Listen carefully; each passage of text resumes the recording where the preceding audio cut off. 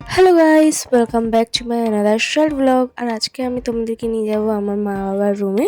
ফার্স্টে আমার রুম, তারপর বারান্দা। এখন আমার মা বাবার রুমে টাইলস লাগানো হচ্ছে। আর এই দেওয়ালে যে ফটোগুলো দেখছো সেগুলো টাইলসের উপরে বাঁধানো হয়েছে, যেমন ঠাকুমা, ঠাকুরদা, দাদু, দিদা, আমাদের ফুল ফ্যামিলি।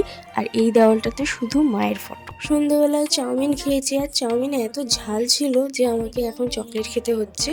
আর দুপুরবেলা তো কিছু বলারই নেই, ঘুম টুম পুরো উড়ে গেছে। দেখো 3 তলাতে আপাতত আমি এই রুমটাতে থাকছি, আমার রুমে মা বাবা থাকছে, কাজ হচ্ছে। তো জাস্ট এক্সচেঞ্জ হচ্ছে, যেমন এই খাটটা এইখানটা ছিল, এখন জানলার দিকে নিয়ে যাচ্ছে। আর জানলার দিকে যে সোফাটা ছিল, যেখানটা আগে খাট ছিল ওখানটা রাখছে। আর এই সাইডে আলনা ছিল, এখন বাইরে রেখেছে, কারণ এই জায়গাটায় আমার রুম থেকে আলমারি নিয়ে আসছে।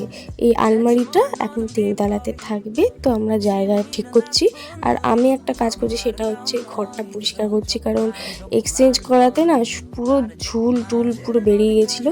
আর এত ভারী ছিল, 3জন মিলেও হচ্ছিল না, লাস্টে আমি, মা সবাই হেল্প করেছিলাম। এই আলমারিটা আনতে মনে হয় আধ ঘন্টা টাইম লেগেছে। তারপরে দেখো যেই জায়গাটা বললাম সেই জায়গাটা রেখে দিয়েছে। তারপরে কি পুরো ঘর সাজিয়ে ফেলেছি। আর এখন দেখো লুকটা এরকম লাগছে, কিছুই না, জাস্ট খাটটা এদিক থেকে এদিক, সোফাটা এদিক থেকে এদিক, আর আলমারিটা জাস্ট রাখা হয়েছে।